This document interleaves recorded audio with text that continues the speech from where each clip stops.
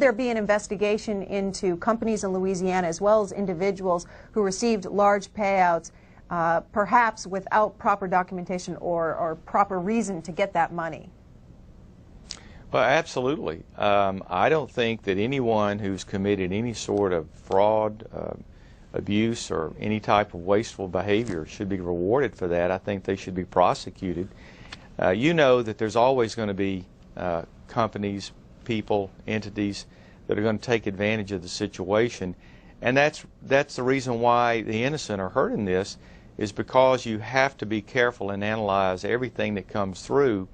There are some people with, many people in fact, with legitimate claims that don't get the reimbursement in a timely way as they should, and this is just another example of what you're pointing out.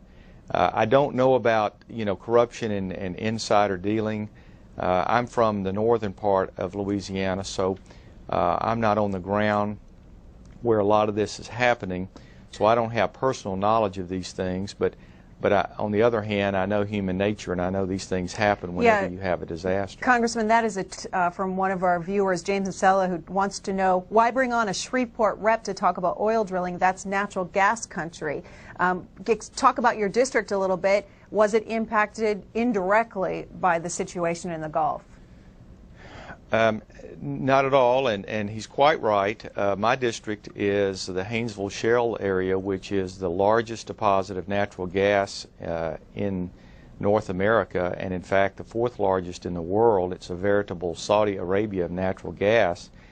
And our problem is just the opposite. We have such plentiful product that we can't move it fast enough, and therefore the prices are low, and it's very difficult for companies to profitably bring it out of the ground.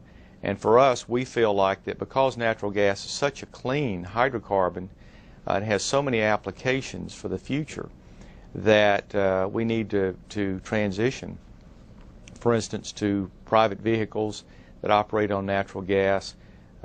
We need to have natural gas pumps spread across the country. If you were to fill your car today with natural gas, it would be about $1.80 per gallon equivalent to gasoline. So you can see how cost effective that is, and that would actually take the pressure off of gasoline cost. So ours is just the reverse. Our problem is the prices are too low, and it becomes unprofitable to bring it out of the ground.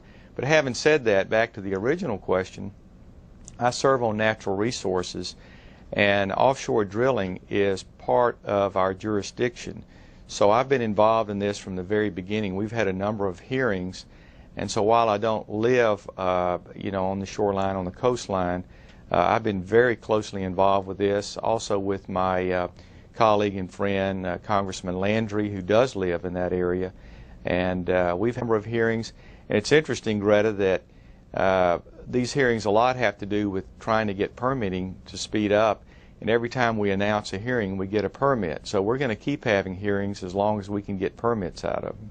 And we're happy to have Mr. Fleming as our guest this morning. We tried Gulf Coast members as well, and unfortunately the schedules didn't work out. We will be talking to Kathy Castor, who is a Democrat from Florida and co-chair of the Gulf Coast caucus in Congress. Mark is an independent in Gwen, Michigan. You're next. Go ahead. Yes. Hello, C-SPAN, and hello, America. Before this catastrophe happened, I was investigating a war between the oil industry and the fishing industry, and I was trying to as soon as that explosion happened, I called the Department of Homeland Security and told them this was purposely done. The master plan is to turn the Gulf of Mexico into what they call is a dead zone. They did this just before the fishing season started. They strategically positioned the underwater horizon to spew this oil all over the Gulf, so it wipes out the fishing industry and also the tourist industry. All right, Mark, we got your point. Congressman? Yeah, actually, of course, that's nonsense. This was an accident, a terrible accident. 11 individuals, part of the Louisiana family, died on that. Many others were injured. It's certainly a stain on our memory. But you know, what's interesting is even though there was millions of gallons of oil spilled, it actually had very little impact on our fishing industry directly. What's happened is it's created a perception that there is tainted product, when in fact we're processing plenty of oysters, plenty of shrimp, and most of the coastline did not see oil spill at all. And in fact, the safest seafood that you will find in the world today is off the shore of Louisiana.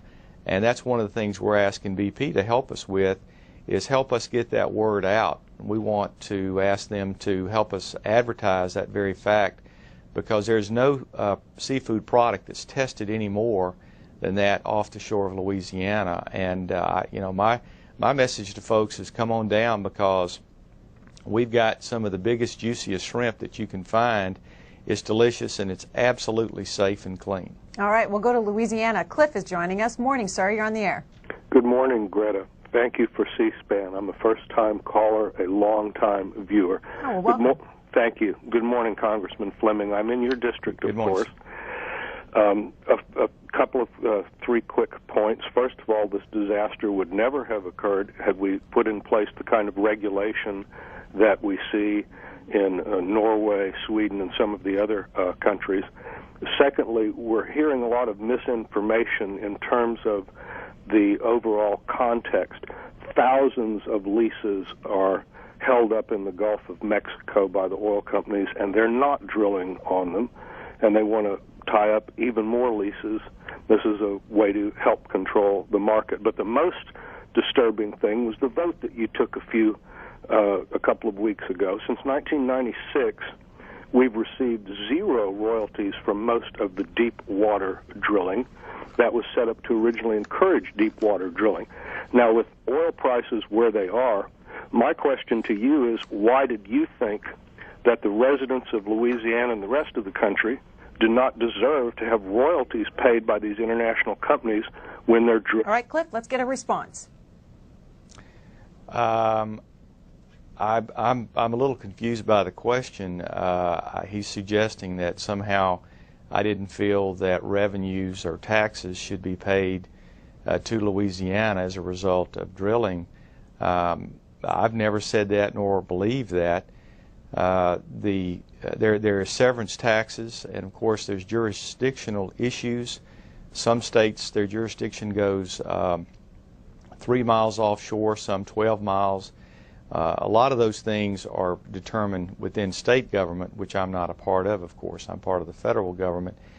But I believe that Louisiana should get its fair share of severance taxes from the drilling. And I forget what the first part of his question was. He was talking about companies that are tying up leases and then not using them to drill. Oh, yes.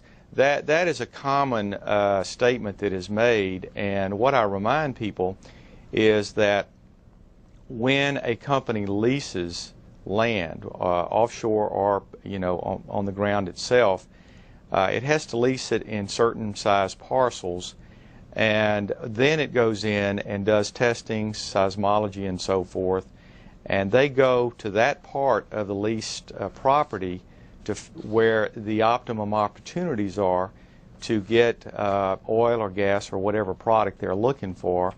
So you have to throw out a wide net in order to find exactly what you're looking for.